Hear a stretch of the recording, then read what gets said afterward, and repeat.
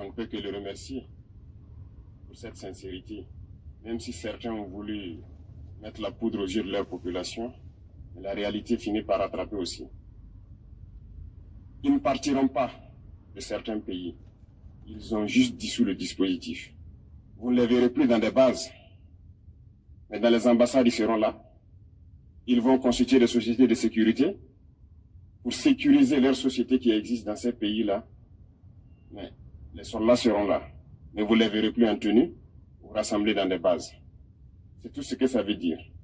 Ils vont se réorganiser, mais seront là. Il a parlé de politesse vis-à-vis de certains chefs d'État en leur donnant la primauté d'annoncer donc la rupture ou le départ des forces françaises. Ça nous importe peu, on peut dire. Mais tout ce que nous savons, c'est que si vous voulez une rupture avec ces forces impérialistes, c'est simple, on dénonce les accords. Tout commence par là-bas. Je pense que l'exemple du Tchad, en tout cas, est palpable. Ils ont commencé par dénoncer les accords. Sinon, si on ne dénonce pas les accords, juste dire que les bases quittent, on n'a rien fait.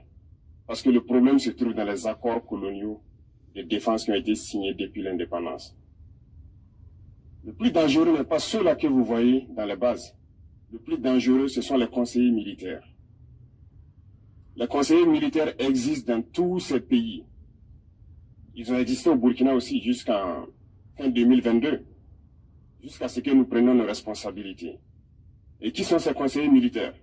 C'est ceux-là qui sont censés mettre en pratique la politique de la France ici.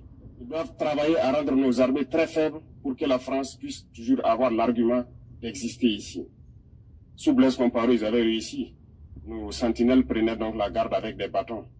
C'est ça que la France veut de nos armées. Lorsque nous arrivons à cette étape, nous n'avons pas le choix que de vouloir qu'ils viennent s'installer. Mais l'armée burkinabé a réussi à un moment donné à se débarrasser des conseillers militaires.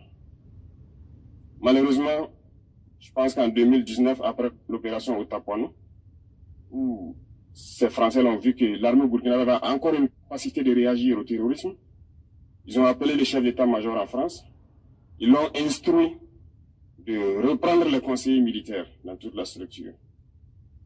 Eh bien, il n'a pas accepté, mais au retour au pays, les politiques l'ont instruit d'accepter les conseillers militaires.